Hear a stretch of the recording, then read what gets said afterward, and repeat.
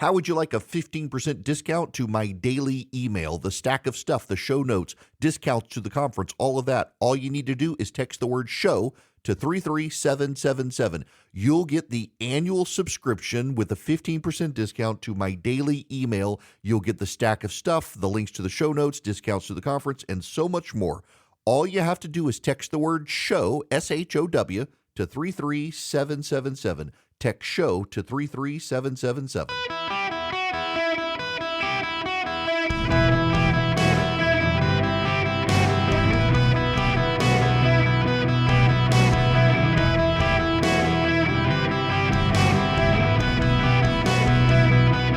Welcome to the Eric Erickson Show podcast, Hour 1. Ladies and gentlemen, boys and girls, welcome. It is Eric Erickson here this Open Line Friday, coming to you from WHIO in Dayton, Ohio. Surprise. See, I didn't tell any of you I was traveling here because I can't do an event. I've actually got an event. It's a private event I'm doing for a friend of mine, and so I came into the show, got to leave. Don't have time to see anyone, but I'll be back, I promise. The phone number, 877-973-7425. We got to begin with the breaking news. The President of the United States has announced he has struck a deal with China regarding TikTok. He says in a tweet, I just completed a very productive call with President Xi of China. We made progress on many important issues, including trade, fentanyl, the need to bring the war between Russia and Ukraine to an end, and the approval of the TikTok deal. I also agreed with President Xi that we would meet at the APEC summit in South Korea, that I would go to China in the early part of next year, and that President Xi would likewise come to the United States at an appropriate time. The call was a very good one, and we will be speaking again by phone. Appreciate the TikTok approval, and both look forward to meeting at APEC. There you have it.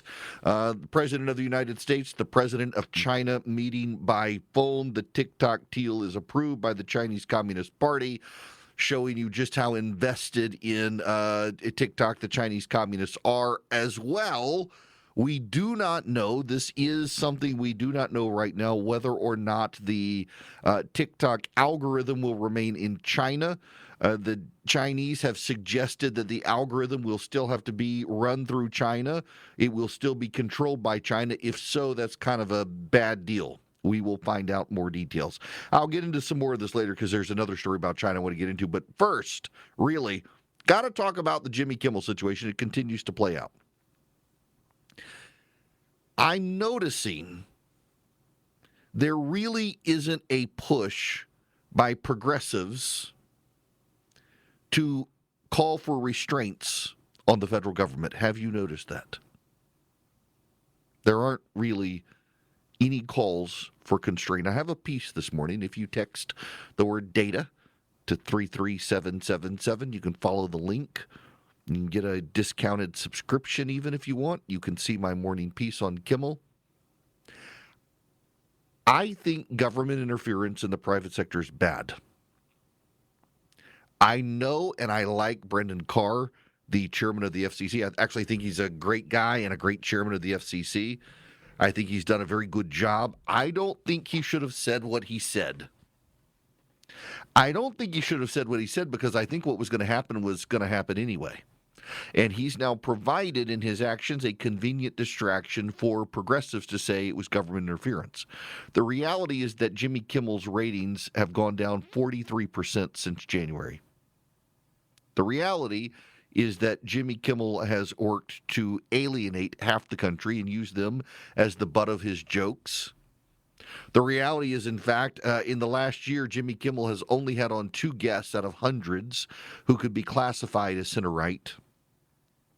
The reality is Jimmy Kimmel made it very clear he didn't care about half of the audience that watches ABC, and the response is 43% decline in ratings. The ratings were already not very good. And beyond that, Jimmy Kimmel catering to a coastal elite. We now know from reporting from The Hollywood Reporter and The Wall Street Journal separately that ABC executives approached Jimmy Kimmel asked him how he intended to handle the fallout of his Monday remarks where he suggested that Tyler Robinson was part of MAGA. And Jimmy Kimmel said, according to sources to the Wall Street Journal and the Hollywood Reporter, he felt like he was attacked and he intended to double down. He was going to double down on what he said. And the ABC executives and Disney executives concluded he was actually going to make the situation even worse for them. Thereafter, advertisers began to express concerns.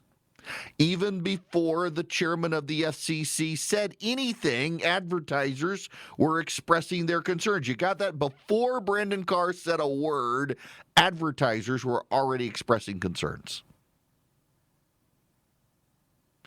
After Brendan Carr spoke, Nexstar said they were going to stop carrying Jimmy Kimmel.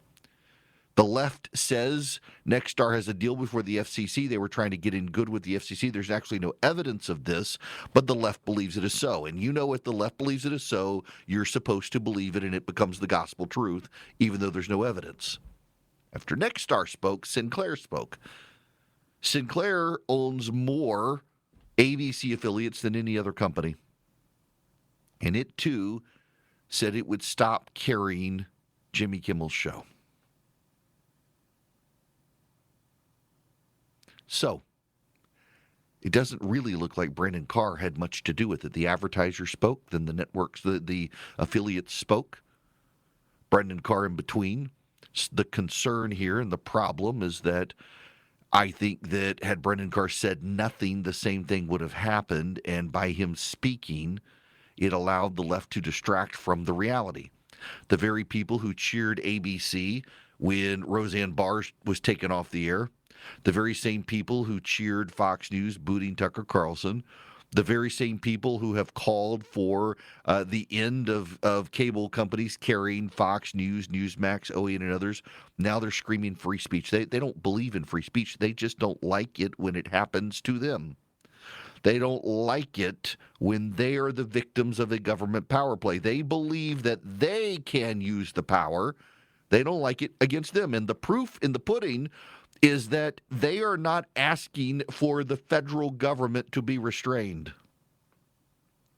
There are no calls by the left today to curtail the powers of the FCC. They just don't like it used against them.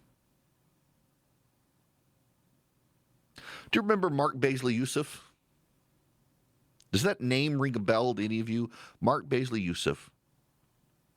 In July of 2012, Mark Baisley Youssef produced a video on YouTube called Innocence of Muslims. It was considered a slander of Islam. No one paid attention to it. On September 9th, 2012, Egyptian television ran 2 minutes of Innocence of Muslims, a 2-minute clip of an hour-long YouTube video. Within a day, riots began in Egypt and spread to Libya. The riots in Libya were used as cover for nefarious terrorists to go into the U.S. mission in Benghazi and kill the ambassador and multiple Americans. Barack Obama blamed Mark Baisley Youssef, the YouTuber.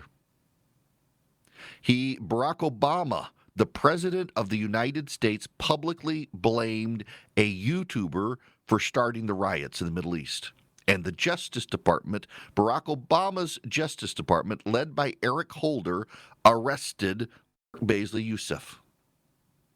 They claimed he had violated probation. He had been arrested in the past. He was on probation. They claimed he violated probation. And they put him in jail. They didn't arrest him for probation violations for any reason other than Barack Obama singled him out as the cause of the riots in the Middle East. There's actually no dispute in the record that the Justice Department went after him for probation violations. It was very clear at the time, admitted on background by people at the Justice Department, that they were making an example of Mark Baisley Youssef.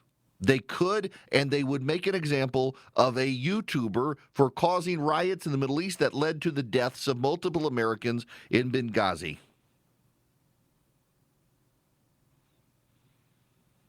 At this point, what difference does it make? That's what Hillary Clinton said several months later at a hearing to Senator Ron Johnson of Wisconsin when he pointed out that the administration's blame of Mark Baisley Youssef for the riots had fallen apart and it wasn't true. She was answering a question related to that. What difference does it make? It makes a lot of difference. The President of the United States, a Democrat, threw a man in prison for exercising his free speech rights, blaming him for the deaths of Americans instead of the incompetence of the Obama administration and its Secretary of State, who would be running for president, who did not call up personnel rapidly enough to go save the Americans. If you don't like Donald Trump or Brendan Carr using the power Democrats have used in that power, Jimmy Kimmel's not in jail, unlike Mark Youssef. Jimmy Kimmel has not been rounded up by the government. None of these people have. Some of them have lost their jobs, and the left was fine with people losing their jobs, saying it's not cancel culture. It's not cancel culture, they told us. I want to play for you Brian Stelter, the talking head at CNN who covers the media. This is Brian Stelter a number of years ago, in 2021 to be precise, talking about the right being shut down on social media and the calls to silence hosts at Fox News. And the polluters are trying to deflect blame. Dishonest cries of censorship are filling Fox's airwaves with charges that these guys right here are being suppressed. The word censorship's been invoked almost 400 times on Fox this month alone, and more than 300 times on Newsmax. You know, post-insurrection, a book publisher decided that it did not want to be in business with Senator Josh Hawley. So he's been on a national TV tour claiming he's muzzled. And Tucker Carlson is telling viewers that this network, CNN, is trying to force Fox News off the air, which is patently false. It's as predictable as the sunrise. Democrats win elections, and then Republicans say they are being silenced. But while some cry cancel culture, let me suggest a different way to think about this. A harm reduction model. Most people want clean air and blue skies, and accurate news and rational views. And then in that healthy environment that looks beautiful, then we can have great fights about taxes and regulation and healthcare and all the rest. The vast majority of people can agree that disinformation about, let's say, the pandemic is unhealthy. It's harmful. So how can that harm be reduced? Well, big tech platforms say they are removing lies about vaccines and stamping out Stop the Steal BS and QAnon cult content. Now, do these private companies have too much power? Sure. And many people would say yes, of course they do. But reducing a liar's reach is not the same as censoring freedom of speech. Freedom of speech is different than freedom of reach. Freedom of speech is different from freedom of reach. That was Brian Stelter then. Brian Stelter now says Jimmy Kimmel's free speech rights have been impeded. No. He said that a private company can do that. Yesterday, I got an email from my corporation reminding all of the employees we have a social media policy. We can be disciplined, if not lose our jobs, for violating the social media policy. You probably have one at your company. Your employer, in many states, can fire you at will. Brendan Carr shouldn't have said what he said because it distracted from the advertisers and the affiliates being unhappy. It gives a convenient blame for Brendan Carr, targeting Brendan Carr. But also, it looks like it was going to happen anyway. And according to the Wall Street Journal and the Hollywood Reporter, despite what progressives would have you believe today, that it was the government, despite all of that, what the news reports make clear is that Jimmy Kimmel was going to escalate the situation. He was going to escalate it. And they decided it would be bad and would provoke more backlash, and they needed to take him off the air. And so they did. But because the left wants you to believe it was something else, that's what the media goes with. You won't see the engineer that slams the Nissan Rogue's door 13,920 times. Or the corrosive chamber that simulates 15 years of life in 5 months. Or the Rogue heat-baked for over 300 combined hours. What you will see is a vehicle that can take punch after punch and keep rolling.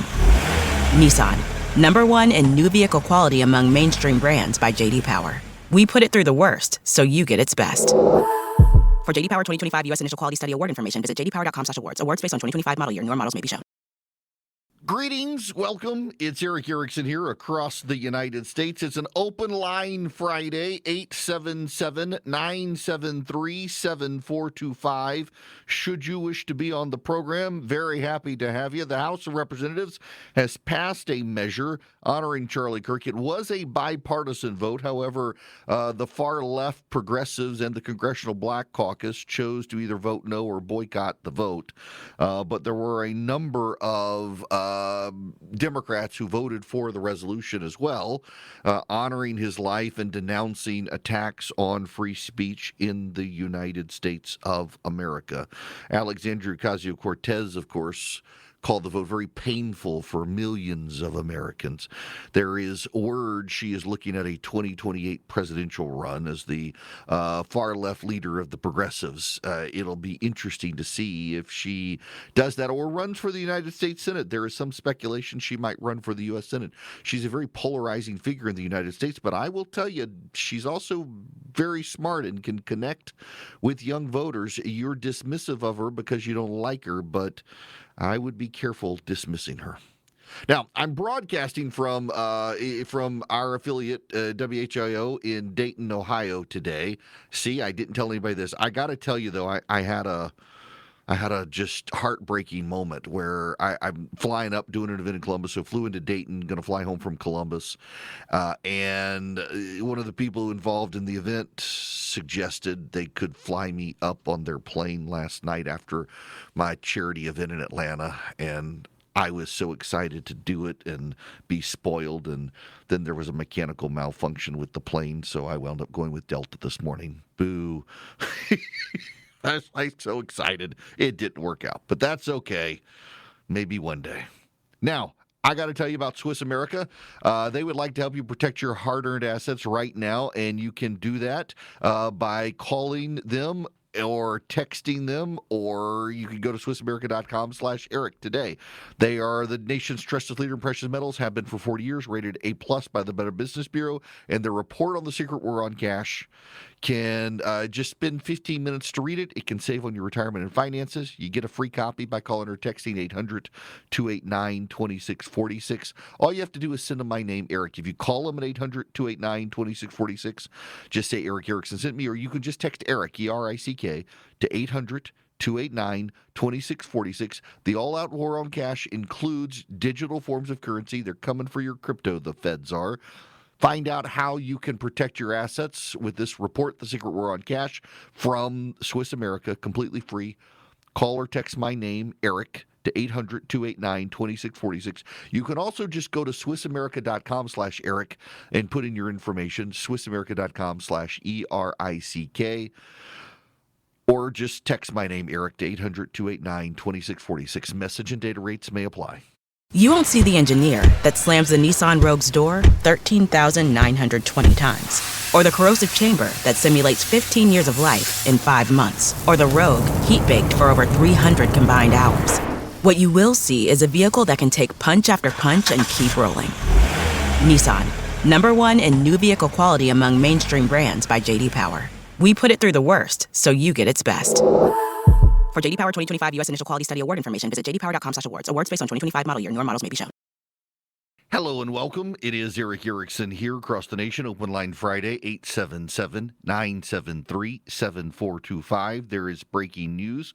A federal judge in New York has thrown out the president's complaint against the New York Times, calling it basically garbage, telling his lawyers they have 28 days to attempt to rewrite the lawsuit and refile it, or they will be precluded from doing so. Yeah, so this is, I gotta say, there was never a reason for the president to file this suit. And you know what? It can cost him money, cost him legal fees and stuff, but it's kind of a objectively meritless lawsuit, and he's just been thrown out of court by a federal judge. And they're going to struggle to try to get an appeal on this one. It wasn't a meritorious law. He just didn't like what the New York Times was reporting. So he sued them, and it costs money. And I got to say, this is more effective against smaller entities that don't have deep pockets, because you can drive up their legal costs in such a way that you could potentially run them out of business if they don't comply with you. But the New York Times has real deep pockets, and they're going to double down and stand up. And I don't see how he wins this case. He's just kind of throwing money into the wind in these sorts of lawsuits. To the phones, Brian, you're going to be the first caller today. Welcome to the show, sir. How are you? I am wonderful, thank you. How are you? Good. What's going on? Excellent. I'm frustrated because I keep hearing from the conservative side saying that it's all the vitriol, the nasty words, everything that's all from the left, and tired of the both sidisms and all those arguments. When the reality is the conservative side is just as guilty of using inflammatory language, inappropriate language, as the left side has been. We've just not been so monstrous to take disgusting actions on those hateful words. Listen, I know firsthand the effects of the language that Trump supporters and the president himself can use on people, having had people come to my house to threaten me. And I think that, example. Yeah, your example there at the end, though, is kind of the point here, is that people on the right have said terrible things, people on the left have said terrible things, but no one on the right has gone out and killed someone on the left for saying terrible things. And my concern, Brian, and I mean no disrespect here, is that the National Press Corps and the conversation in the media is always willing to talk about those bad things people on the right say. And I know that firsthand, too, because I have often been the guy on television to talk about those things, those inappropriate things that people on the right have said, including the president. But they never, ever, ever, ever, ever want to have a conversation, a standalone conversation about the bad things people on the left say. It's why you can have Heather Cox Richardson, who is a Substack writer with over 1 million readers. By the way, she's got a bigger audience than CNN and MSNBC or Jimmy Kimmel. And she put out a piece over the weekend about how this guy, the shooter Robinson, probably was on the right. And Kimmel on Monday night suggests he was part of MAGA, echoing her words. He's probably a subscriber. His writers are subscribers. They live in an echo chamber. So yes, do people on the right say terrible things? Yes, they do. But we haven't gone out and gunned down people on the left and inspired people to gun people down with those words. But on the left, not only have they inspired people to go out and gun people down, but on the left as well, there's never accountability in the media. I gotta tell you, there are no clean hands in the conversation. But at the same time, if you listen to CNN or MSNBC or ABC or CBS or NBC or PBS or the New York Times, the Wall Street Journal or the Washington Post or the USA Today or the Los Angeles Times or the Miami Herald or the Chicago Tribune, you name the newspaper, you name the TV news outside of Fox and Newsmax, you would never know it was a both sides issue, because it's always the right. It's always the right. The left is pure as the driven snow in the National Press Corps. Do you know today, National Public Radio, for those of you who tune into NPR in the afternoon for news, they literally have a story up today on how we can't really tell whether Tyler Robinson was on the left or not. We can't really tell. Do you know why we can't tell if Tyler Robinson was actually a progressive? I quote National Public Radio. There is no evidence of his positions on other issues of importance to the left, such as immigration or labor. I'll read you the full paragraph so you don't think I'm taking them out of context. In fact, little is still known about Robinson's politics. According to the charging document, his mother told investigators he had become more, quote, pro-gay and trans rights-oriented, end quote, within the last year. It also included a text message allegedly written by Robinson that said, quote, since Trump got into office, my dad has been pretty diehard MAGA, end quote. But Robinson is not registered with a political party in Utah. There is no evidence of his position on other issues of importance to the left, such as immigration or labor.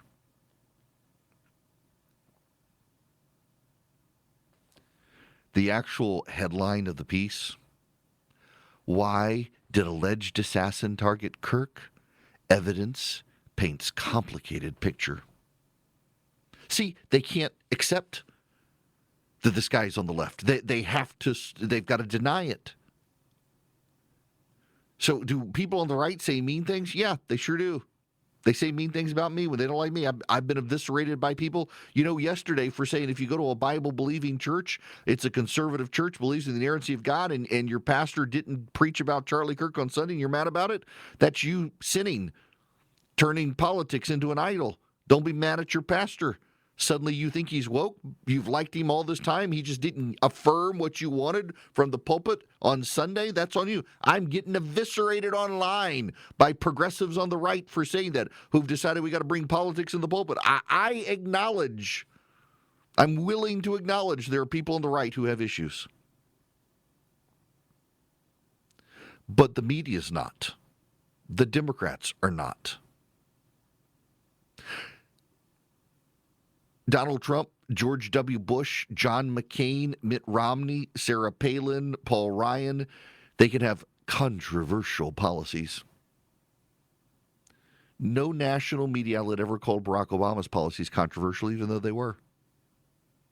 Barack Obama is coming out now to try to lecture us and do the both sidesism thing and saying, well, yeah, both sides do it, but the right's worse than us. That's kind of where his position is right now. No one on the left wants to hold Barack Obama accountable for his radicalism. No one wants to hold Barack Obama accountable for how he decided to pursue people. Barack Obama threw a YouTuber in jail blaming a YouTube video for riots in the Middle East. Barack Obama's IRS targeted conservative outlets to deny them tax-exempt status, Tea Party groups around the country. Barack Obama's IRS audited a number of conservatives, prominent conservatives, saying it was just a coincidence. Barack Obama's State Department initiated the disinformation coverage that was picked up with gusto by Joe Biden, the disinformation censorship. It was Barack Obama's administration that tried to orchestrate the Russia stole the election nonsense that we know isn't true. But the left believes it is because national outlets told him it was. Barack Obama sued nuns to try to force them to perform abortions, or to pay for abortions, rather. But you never hear these things about Barack Obama. Oh, it's the Republicans who say all this violent stuff. Barack Obama literally told a crowd, take guns to knife fights. Literally told Hispanic voters, Republicans are your enemies. Barack Obama said those things. If Donald Trump had told his supporters, remember, you got to take guns to knife fights, quoting the Untouchables movie, the media would be beside themselves. But Barack Obama said it was just a metaphor. He was quoting a movie. Barack Obama literally on video told people, get in your neighbors' faces and argue with them. That's what Barack Obama said. Barack Obama told Hispanic voters Republicans were their enemies. And Barack Obama's vice president, Joe Biden, told black voters Republicans wanted to put them back in chains. No lectures from the press about incendiary rhetoric. None of that. No lectures at all. Both sides do it, you know. What about Trump? But Trump, but Trump, but Trump. So yeah, both sides, Brian, nobody has clean hands. But you know what I find remarkable is the left really does have this view that they get to use the government against their enemies, and if the right does it, well, the right's not playing by their playbook. No. And you're not going to get the right to play by the playbook the right believes in as long as the left continues to use the government to punish its opponents. It's pretty straightforward. Buddy of mine listens out in Kansas City. Sent me a link from somebody on Facebook.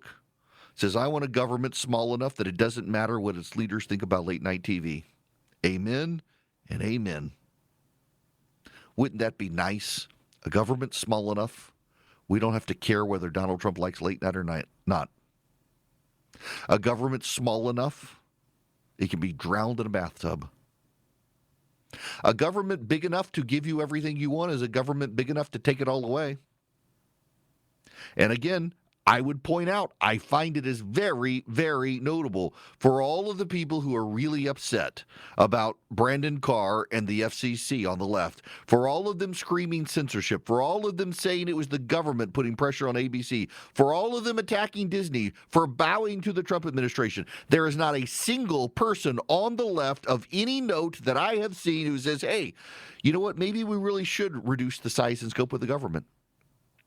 Maybe we really should take this power away from the federal government. They should. Now is the perfect opportunity. Now is the perfect opportunity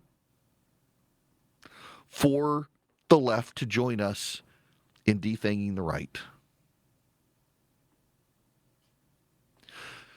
This is from the Wall Street Journal. U.S. Senator Ted Cruz says FCC Chairman Brendan Carr sounded more like an organized crime boss than a federal regulator when he threatened to revoke ABC's licenses over comments by late-night host Jimmy Kimmel.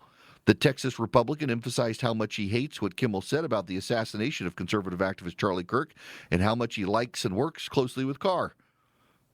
Having high-ranking federal officials threaten ABC in such a way, however, is quote-unquote dangerous as hell because it presents a slippery slope that could end with conservatives facing government censorship down the road, Cruz said.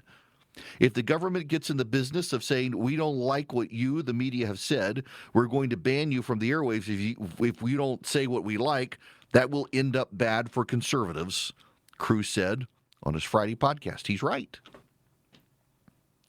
But you know what? There are more Republicans calling out Brendan Carr than there have been Democrats calling out the IRS for targeting conservative groups, than calling out Barack Obama for arresting a YouTuber, calling out the Democrats for their demands to silence Fox News and conservatives they don't like. Listen, I agree it's a both sides issue. But you should agree with me that the right's not going to sit on its hands and do nothing when the left punches them in the face repeatedly. At some point, you provoke the right to punch back. At some point, you provoke the right to embrace the rules the left is using. And it doesn't matter whether you or I like it or not, you know it's going to happen. And the only way to de-escalate the situation is to take the power away so neither side can punch the other in the face. The only way to neutralize the situation is to reduce the power of the government to interfere in these private decisions. And there is literally not a soul on the left today calling for that. Only those of us on the right saying, you guys on the left should get on board with this. No one on the left is responding. It's only going to escalate and get worse unless you find a way to de-escalate the situation. And the only way to de-escalate the situation is to take away the power of the government. And no one on the left wants to take away the power of the government, because the truth is that the left actually wants to use the power against the right. They just don't like it when that power is used against them.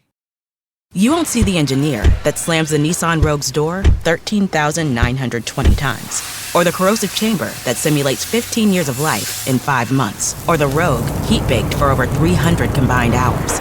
What you will see is a vehicle that can take punch after punch and keep rolling. Nissan, #1 in new vehicle quality among mainstream brands by J.D. Power. We put it through the worst, so you get its best. For J.D. Power 2025 U.S. Initial Quality Study Award information, visit jdpower.com/awards. Awards based on 2025 model year. Newer models may be shown. Welcome back. It's Eric Erickson here. I want to play you this clip from Harry Enton on CNN. He is their data guru. This is the world we are living in, and it comes as the right finally has had enough of so much of the left, including the media. Yeah, there are rare points in which I see a piece of data and it just sort of jumps off the screen at me, and this is one of them, because I really just think it tells the entire story, and this is among Republicans. The media is biased and should be punished. Look at this. 71% of Republicans agree with the idea that the media is biased and should be punished. Republicans are absolutely loving what is happening right now to Jimmy Kimmel, absolutely love the words that are coming out of Brendan Carr's mouth. The bottom line is that they believe that the media is biased and should be punished, so taking Jimmy Kimmel off the air, if there's government influence there, they're absolutely enjoying it. Well, but punished by whom, I guess, is the question. How are Republicans, and how much are Republicans, as you're pointing out here, likely to, or what are they going to think about that this decision was made with government influence? Yes, exactly right. So, it's one thing if the idea is, okay, Jimmy Kimmel's being punished by his own company, right? Being punished by ABC, being punished by Disney. But the idea that the government is influencing it, I don't think that Republicans are going to have much of a problem with it, because take a look here. Republicans already think that the U.S. media and U.S. news organizations are in fact influenced by government interests. Look at this. Again, amongst Republicans, look at this, 64%. This is, again, even before the Kimmel news broke, 64% of Republicans believe that the U.S. media is influenced by government interests a great deal. We're talking 2/3 of Republicans. And then you get another 26% who say are somewhat influenced by government interests. That totals up to nearly 90%, when, of course, you're not just rounding, as if you would, you'd be 90%. But we're talking about 89% of the public, of Republicans, who say that the U.S. media is influenced by government interests. So no, Republicans, A, they like the idea that Jimmy Kimmel's being punished, and B, they're not at all going to be against the idea that the government might be influencing it, because they already think, 2/3 already think that the government is influencing U.S. media organizations a great deal in this. And if you don't think that's the case, you didn't pay attention to how Joe Biden and the media treated conservatives during COVID. Now, let me tell you about Vision Computers. 404 Computers, the phone number. Any of you nationwide, from Alaska and Hawaii all the way to Maine and Miami, you can call them at 404 Compute and let them build you a computer, upgrade your computer, help you with the upgrades from Windows 10 to Windows 11, or be managed IT for yourself, for your home, for your kids at college, for your gig economy laptop, for your company. They can take care of you. In fact, you get a special number you call, and in 15 seconds or less, whenever you have a problem, someone answers the phone day or night. They keep you active, engaged, and online better than anybody else. No IT claims tickets. You get that special phone number you call, and they're always there to answer the phone. You talk to an actual human being. 404 Computers, the phone number, or you go to visioncomputers.com. Let Vision Computer help you build a computer, upgrade a computer, manage your IT, keep you online, keep you going. 404 Compute. Call them and tell them Eric sent you. You might be able to save even more money.